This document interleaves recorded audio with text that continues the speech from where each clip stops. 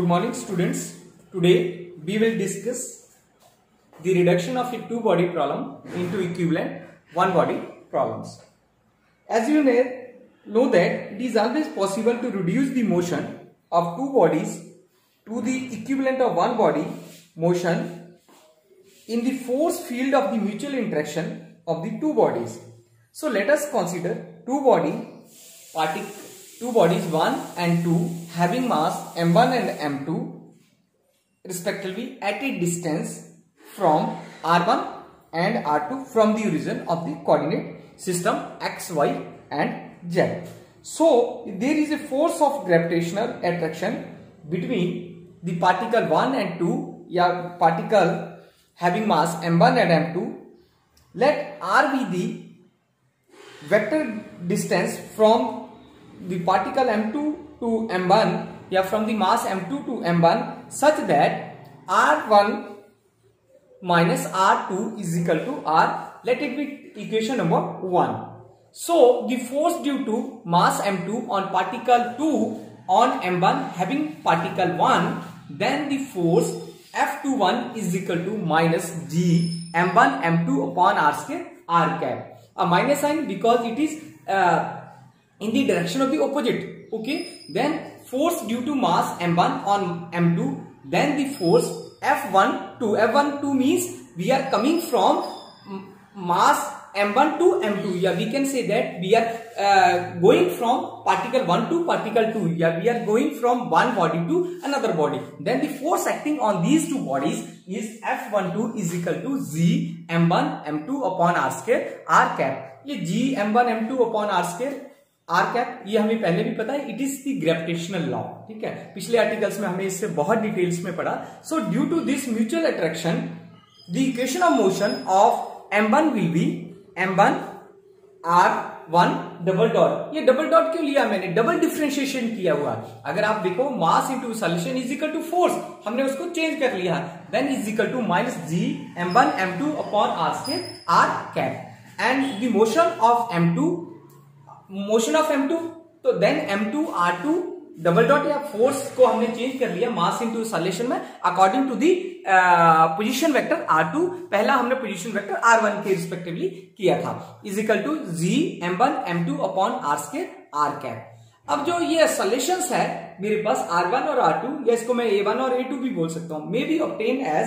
अब हम इसको कैसे, मैंने सिंप्लीफाई कर दिया और m1 में नीचे ले आया. दिस इक्वेशन मैंने m1 इसको नीचे लेके आया. m1 r1 double dot is equal to minus m1 इसके नीचे आ गया g m1 m2 upon r square r cap. फिर सिमिलरली मैंने क्या किया, r2 is equal to 1 upon m2 bracket g m1 m2 upon r square r cap. By using the equation 2 and 3 we get r1 double dot minus a solution 1 of body of 1 minus a solution of 2 is equal to minus 1 upon m1 plus 1 upon m2 bracket of g m1 m2 upon r square r cap. सिर्फ simplify कर रहा हूं मैं r. अब हम क्या कर सकते हैं, इसको किसके बराबर रख लिया हमने, r डबल डॉट ऐसे इसके बराबर रख लिया. तो minus 1 upon mu g m1 m2 upon r square simplify. अब म्यू क्या है मेरे पास, अगर 1 upon म्यू किसके बराबर आ गया, 1 upon m1 प्लस m2. अब म्यू किसके बराबर है, m1 m2 और m1 m2. ये बहुत इंपॉर्टेंट है नोट करने वाली चीज.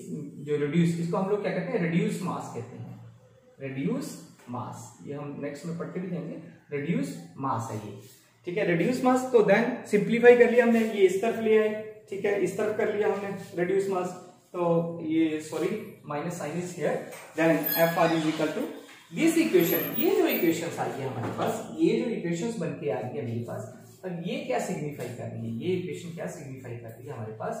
This equation signify that the equation of motion of one body of reduced mass mu moving under the influence of an attractive force Fr having inverse square dependence on the distance between the two masses. So we can write it as Fr is equal to g m1 m2 upon r square. This means that the motion of two body or masses m1 and m2 have been reduced to the motion of one body or mass mu under the same force of gravitational force Fr. Same है. देखो अगर हम वैसा देखें तो ये देखो same बराबर आ रही है मेरी. जैसे हमने फोर्स लिखा था वो दूसरा आर्टिकल्स में कि फोर्स इज इक्वल टू किसके बराबर लिखा था, अगर याद है, एफ इज इक्वल टू किसके बराबर लिखा था, जी m1 m2 upon r square के बराबर लिखा था। सिमिलरली वैसा ही रिजल्ट आ रहा है मेरे पास। तो हम ये बोल सकते हैं कि the reducing of the two bodies problem into one body problem is equivalent to replacing the system of by a mass equivalent to the reduced mass and considering the acceleration produced in it due to the interactive force या interaction या mutual force. Next article है force on reduced mass. So by using the equation of motion of a particle of reduced mass mu subject to a force F21 is given by, पिछला जो article किया उसी से लिया हुआ हमने, mu d square are upon D T square. अब R1 R2 बता देते हैं, कोई दिक्कत नहीं, सिंपल भी लिख सकता हूं, D square are upon D T square is equal to F21।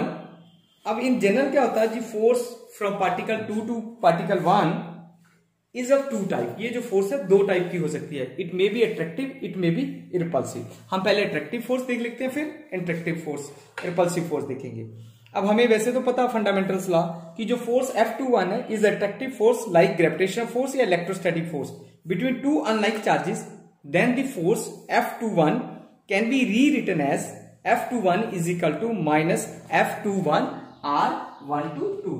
Similarly repulsive force भी मैं देख सकता हूं, similarly F21 is equal to force F21 R122।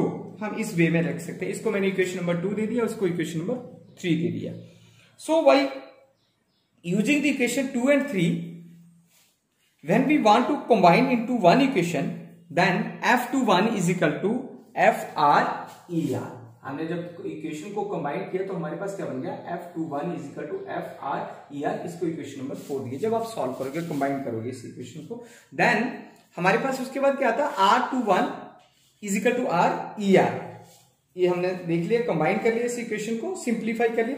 अब वहां से दो टाइप की नेचर आ गई मेरे पास, जब ये फोर्स आती है तो दो टाइप की नेचर आ गई कि F21 if the force is attractive या F21 if the force is repulsive. क्योंकि हमने पहले ही बोला था कि ये जनरली जो फोर्स है वो दो टाइप्स में रहती है, या तो अट्रैक्टिव नेचर से या रिपल्सिव नेचर है।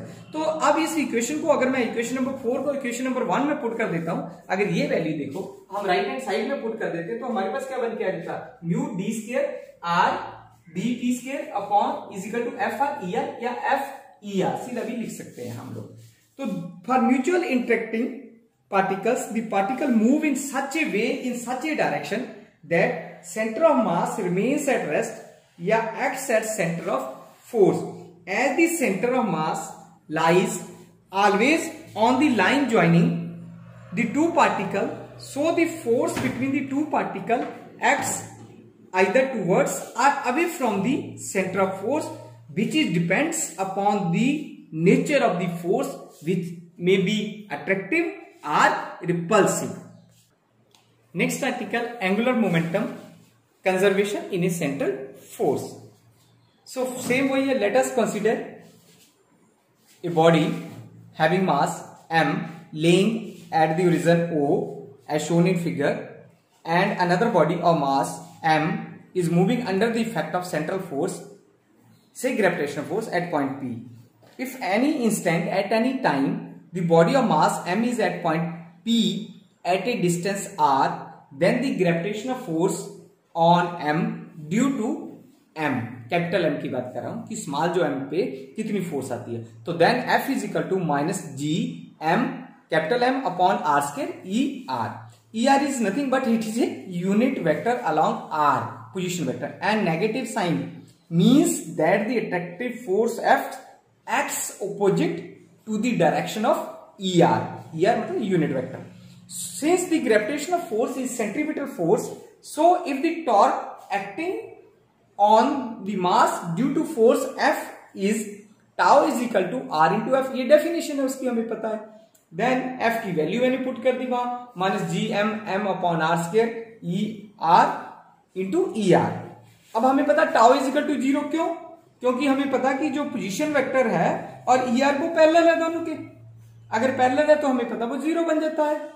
देन dl अपॉन dt इज इक्वल टू 0, क्योंकि rate of change of angular momentum क्या होता है, टाउ होता है। अब टाउ अगर मैं इंटीग्रेशन करता हूं बोथ साइड्स, इन दोनों की इंटीग्रेशन करता हूं बोथ साइड्स, तो हमारे पास क्या आ जाता है, अगर हम इंटीग्रेशन करते हैं बोथ साइड्स, इसकी और इसकी, तो ये क्या हो गया, एल कॉन्स्टेंट्स वैल्यू आ गई, तो L is equal to constants vector, which means that the motion is confined to a plane so that the angular momentum always remains perpendicular to the plane of the motion. Yeah, in other words, I can say that in a central force motion, the angular momentum of a particle is always conserved. Hope you enjoy these articles. ये बहुत simple articles थे, simplifications है, mathematical calculation है, और इसमें बाकी कुछ नहीं लिखना आप लोगों ने, और इनके आप नोट्स बना लो, क्योंकि ये एग्जाम में ये आर्टिकल जो आज हमने किए दोनों तीनों, इनमें से एक आर्टिकल्स जरूर आता है। और नेक्स्ट जो है हम लोग जो equation of motion under centre of force है, expression of angular momentum of the reduce mass है, या फिर expression for the total energy of the reduce mass, ऐसे ऐसे आर्टिकल्स हम करेंगे, या conservation of total energy of reduce mass. ये नेक्स्ट जितने भी हमारे लेक्चर्स हैं उनमें हम ये सारी चीजें डिस्कस करेंगे। Hope you enjoy this lecture. Once again thank you.